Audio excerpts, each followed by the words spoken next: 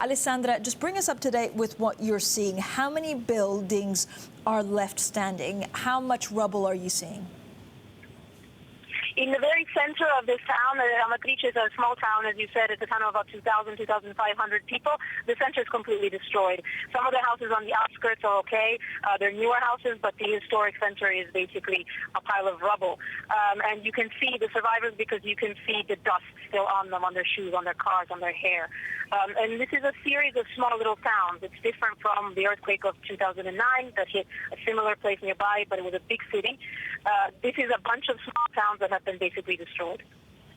Italy is prone to earthquakes because it's on a seismic line. Are the towns cut off? What kind of research and rescue operation are you seeing on the ground?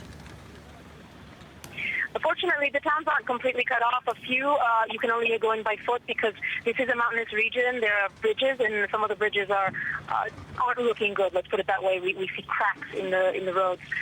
But actually, all the towns are reachable. So you have the civil protection agencies already coming in. We've seen helicopters. They are pulling people out, and it is somewhat easier just because the sheer numbers are not what they were in the 2009 earthquake. Have you felt aftershocks? Yes, there are definitely aftershocks, not as strong as the first, but a bit unnerving when you're in a hill town with the ground full of cracks. Definitely, yes. Alessandra, earthquakes are cultural as well. What do earthquakes mean to Italy? We know earthquakes in Japan and other regions. They've been for decades and centuries in Italy. But what does this earthquake mean for the people of Italy? I think it's a bit different because the Japanese have had these very strong ones. They build seismic housing.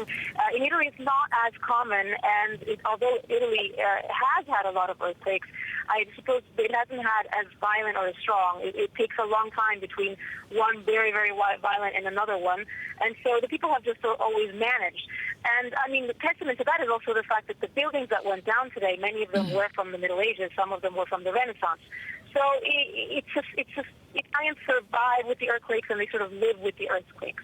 It's a different way of handling it. But who knows, if this keeps up in the future, they might have to rethink their whole attitude toward earthquakes because it's been more often lately.